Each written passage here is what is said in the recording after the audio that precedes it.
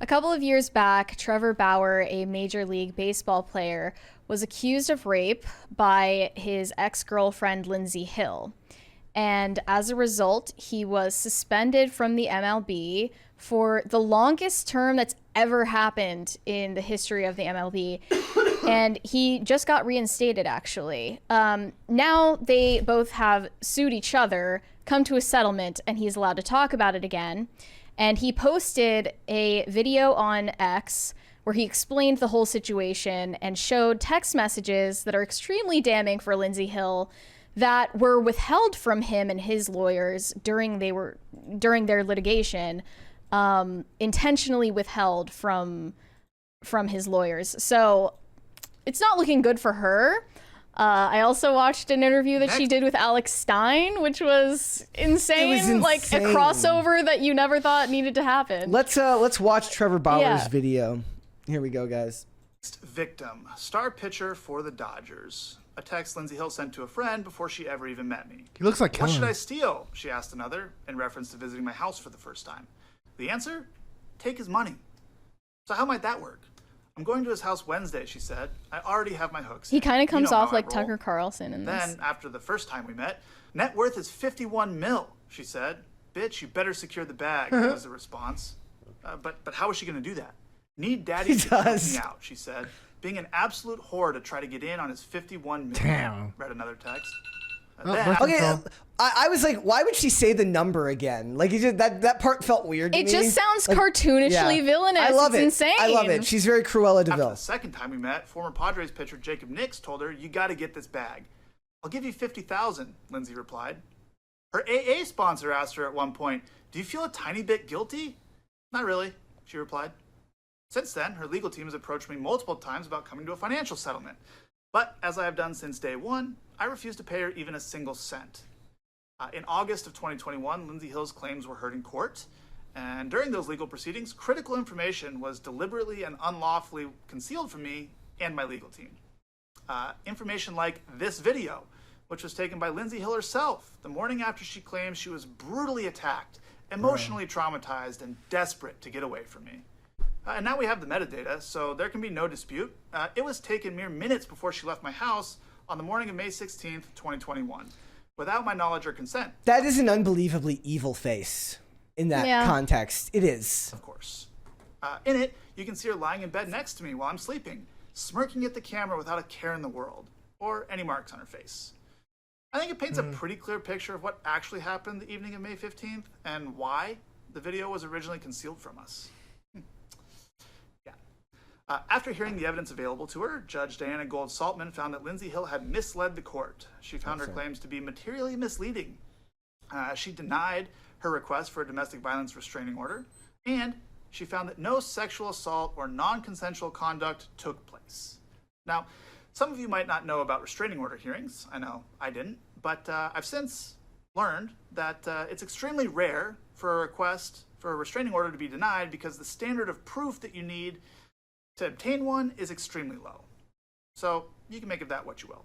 The fact is, I was never arrested. I was never charged with a crime, and I won the only legal proceeding that took place without my side of the story even being heard. And most importantly, as I've said from day one, I never sexually assaulted Lindsay Hill, or anyone else for that matter. So I sued her, which prompted her to countersue me. Quite frankly, regardless of the outcome in court, I've paid significantly more in legal fees than Lindsay Hill Someone could said my ever guy's still in the pay me sleep mask. in her entire life. And I knew that That was the first thing I said to you. I'm like, bro, with the sleep mask, what's up? Like, again. But the lawsuit was never about the money for me. It was the only way for me to obtain critical information to clear my name. The discovery process in that lawsuit recently concluded, at which point Lindsay Hill's legal team again came to us with another proposal to resolve the case. This time, however, they weren't seeking any money from me. Having received much of the information that had been hidden from us, a small portion of which I've referenced here, I was willing to agree to the terms proposed. Both parties would drop their respective lawsuits, and neither of us would pay either side any money. I also retained my right to speak publicly about the case, something I have not been at liberty to do since June of 2021. So, as of today, both lawsuits have been settled. Now, over the last 2 years, I've been forced to defend my integrity and my reputation in a very public setting. but hopefully this is the last time I have to do so. Yeah. So, to give context, while he was on leave from the MLB, he was actually playing baseball in Japan, where they were like, we don't give a fuck about your MeToo allegations, I guess. They were like, yeah, we don't care. Technically, the MLB shouldn't have cared about allegations. This has left a permanent stain on his reputation, on his record, and his career, and 2 years in sports is a big deal. Yeah, you are only young once. Like, when you are a pro athlete, you are within a very limited window to make your mark on the sport. And he won the Cy Young in 2020. That's what I was about to mark on. So he won the Cy Young, which is potentially the most difficult award that you can win besides the most home runs in a year. And so the next year, I think, is when all this happened. 2021, yeah. That should have been his payday. Yep. Like, if you win one of those awards, buddy, the money's coming. And his entire career, I mean, thankfully he could go out to Japan and play, but his entire career got ruined. And it comes back to everything that we've talked about recently about like what does it mean in a world where allegation just ends your career anyways? We've been talking about this. Well, he's been reinstated in the MLB. Doesn't mean a team's going to pick him up. But I mean, given what's happened, does he not have grounds to sue the MLB for this? I don't know. I have no idea if this means because all it is all they did was preemptively act upon and then waited for the outcome of a court case. It's not like they were betting that he was going to be found guilty or have to pay out. Why would that make a difference to them? It's not like it's not like it was a criminal proceeding. To every single person, the most dangerous thing that you can do in today's society is promiscuous sex with a stranger. Like, how many of these cases have we talked about? Go off, it is insane. Like, it is insane. Yeah. Like, honestly, if you're a guy, you should only have sex with your girlfriend. And this was his girlfriend. But I mean, who did they have sex before there was commitment? You know what I'm saying? Like, date for a while, make sure they're in for the right reasons. Well, you know what I say? The only real commitment is marriage. So I mean, that's probably even a smarter answer than what I'm saying. But if your willpower isn't that strong, I mean, like, you have to know the person you are getting involved with. And heck, even if you get married to the wrong person, you could end up Johnny Depp. So yeah, he was on the Dodgers, right? Does that mean he's going to end up back on the Dodgers? Like, that's what I want to know. Does he end up back on the Dodgers if this case is true? I mean, does he even want to at this point? Does he want to get his credibility back from the MLB, who screwed him over in the first place? It's kind of like Johnny Depp saying he wouldn't go back and do another Disney movie after everything, right? Like, it's like yeah. Like, are you going to come crawling back after what they did to you? And also, for more context, Lindsey Hill is one of 5 women total who have made allegations against him. There's a woman in Ohio in 2013, another one in 2020, and then one in Arizona in 2020, and they're along the lines of. And he's awaiting trial for the 2020 allegations in Arizona. Is that next year? Where did I have it here? Lindsey Hill said that he's awaiting trial for the case with the Arizona allegation. She's asking for $3.7 million in her lawsuit and an apology to any women that the defendant has sexually humiliated and abused against their consent. That's in her request. Her claim is also rape and holding her at knife point, and also with a jagged steak knife is what the claim says. A jagged steak knife. She also says that he pressured her and paid for her to get an abortion, but then it's disputed whether or not that they actually, like, whether she was pregnant or not. I don't know. It's all just, it's what you said, Dane. You know, don't engage in all of this high risk activity with people you don't know, who you can't trust, who have ulterior motives maybe. Like, it's a bad idea. Maybe it's just me, but I'm extremely distrustful of like you know what I mean? Like, if you're distrustful, imagine how distrustful you ought to be if you had a net worth of $51 million, though. Yeah. You would not be acting the same. Yeah. I truly don't know a more dangerous activity that you can engage in. And I mean, for women, I would say my wife is like obsessed with arranged marriages. She's obsessed. It's like her pet issue. Yeah. She's obsessed with them. She's also kind of like freakishly about the statistics of them. Like, they have super little divorce. And I'm like, well, maybe that could be the culture where divorce would be more frowned upon, whatever.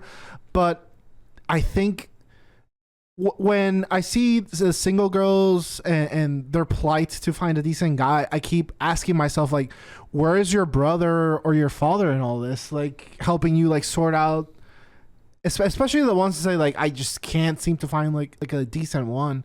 And it's funny because as a man, as a brother, as a cousin to, like, a bunch of females, like, as a guy, you always know, like, this one's kind of a weirdo. Have you been arranging marriages for your female relatives? I would love to. I would. You're gonna get into the matchmaking. I would business? genuinely love to. You're gonna single-handedly save the marriage and divorce statistics. I think if not me, then who? Okay, and also Alex Stein's interview with Lindsay Hill It was so weird. Craziest shit ever. He was kind of hitting on her. You know, to be fair to the chick, she seemed to have a great sense of humor, regardless of what did or didn't happen. Yeah. She had a great sense of humor about it. So props, I guess. Let's play a little clip of that. Okay. It's insane. Yeah. I like he was to kind of just flirting with her. slap and pull a hair and do this and that. Let's You just know, do this. as a normal guy wants to do, right? You just slap, pull the hair. It's Yeah. what it is. You know, I mean, we all like to have a little fun. Did he cross the line? What happened? I mean, how does it go from kind of playful, fun stuff She looks to like Elizabeth assault? Banks. You know, what can you say and how can you describe the situation? Yeah, it's actually something, for 2.5 years I have been testifying on and, explaining things away. Every text message, the video, it all has an explanation. Well, those text messages are bad, though. Lindsay, you keep bringing the text, and I don't even want to, totally She kill you on these smiles texts, right but through it. As a person that, listen, these texts, let's look at right here. What does her that face, mean? dude. Next victim, star pitcher for the Dodgers. That's text one. That's Well, what kind does of that bad, mean? That could Lindsay. mean What does that anything. I know you're saying this is no context, and I'm sure you're being sarcastic. I'm guessing. I mean, but what the hell does that mean? Next victim. Yeah, and this is, exactly what Trevor wanted to do was random pick 3 or 4 texts and weave it into a narrative where I just look horrible. But so, when I explained that and in my deposition and different things, I'm like you. I like to joke. I'm very sarcastic, sometimes inappropriate. Anyone who knows me will know that. And these are private, text messages with my friends. And to be fair, look at Johnny Depp's text messages about Amber Heard, where he's saying all that gross stuff about her. Like, that was also a joke. Did he actually do those things, though? Or No. But she did make him a victim. Well, she didn't end up stealing his money, did she? Was my Tried, role at the time, attempted and victim. it was a funny way. I had already dated baseball players, and it was a funny, sarcastic way to say, "Oh, here's the next one," that I'm gonna try to get attention from. And it was a lot of ego and attention-seeking behavior, which is what I can own, and what he can't do is own any part. But I can totally own the attention-seeking behavior. But these texts. I wonder if she'd be willing to own the tried to ruin a dude's life behavior. I don't know. In a grand scheme, don't address what happened at all. This was before any of. Oh my gosh, CB's right. That she does look like Rebecca Romaine. Holy crap, you're right. You're right. Look at the picture of Rebecca Romaine. Or I don't know anything what like she that. looks like. So what happened though? So in the next text he says, "I need Daddy to choke me out." Then the third one it says, He's "Being so an out of absolute whore to try to pocket. get in on his 51 million." And I have to be honest, when I read these text messages, I get a little sexually aroused. I think that's just because I'm insane. But I mean, what happened? He choked you out. He beat It you gets up. Because in crazier one than that, video, though, You were like- smiling after it. So and you sent me that one phone call that we can't play. He did admit that he hit you in the phone call. He said that. He said yeah, but he said it was consensual. So it's like, I mean. He said, she said at this point, right? So what happened, in your opinion? Totally. I think there's several points I can hit on. Those other text messages, just to address those other horrible ones that are just horrifying to be read out loud to. But I think. Yeah. Yep. They also went over this video of her where she's getting kicked out of a Morgan Wallen concert, just absolutely white girl wasted. But she was drinking a Bud Light in the video, and she was like, "Alex, don't turn on me. It was before the Bud Light controversy happened." How about we play that video? All right. Actually, fuck you. You need to go. She's very mad. Yeah. No, actually, I'm sorry. It was Hey, don't do that. Metro's coming. Well, I want to make sure nothing happens. You can go. No, you can go. You can go. You can go. No, actually, yes, ma'am. If you don't come with me, no, I will. She's drunk already. No, ma'am. No, ma'am. This girl's like, No. hey, Especially one more fight.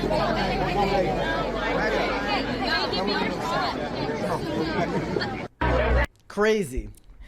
Yeah, so she said that she was in AA and sober for 18 months before meeting Trevor Bauer, and I'm guessing their dysfunctional relationship was the end of that stable phase of her life. It shouldn't be so easy to ruin a person's life and career. Well, to me, it looks like the public opinion has shifted now. It doesn't matter. I mean, what I'm saying is like, yes, he got to play baseball again. Playing baseball in Japan is not the same thing as. And he's back in the MLB. He lost two very, very important years for his career. Yeah. The most important year, I think. Yeah, for sure. And it shouldn't be that easy to ruin someone's life. So What I think is she's lying to herself. You think? I think she's lying to herself about what happened. This is a lot of Me Too people. Like, maybe in reality, no, like what happened was consensual, but then in your mind, you're going to talk to a therapist about it and talk to your friend about it, and everyone just is giving you ideas in your head, and you're kind of twisting the narrative to yourself to the point where you're wholly convinced that you were the victim of something, when in reality, like, you just did something in the bedroom that was degrading and demeaning. But that doesn't really line up with texts that say like next victim gotta get like it sounds like she was there to perpetrate a crime.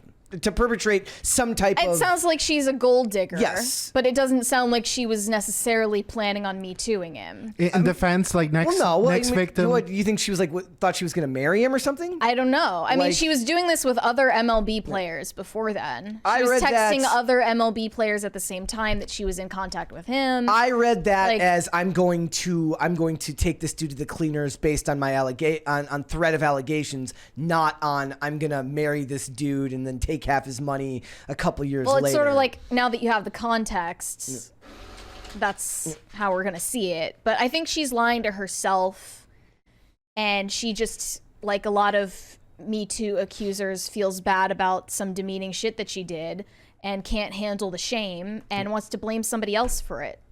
Like, it's a sad situation, but that's what I'm seeing here. And in a lot of cases, that's what I'm seeing. Thanks for watching. Listen to full episodes of Pop Culture Crisis on Spotify. Keep up with us on social media and make sure you subscribe and ring that bell so you never miss the show. Bye, guys.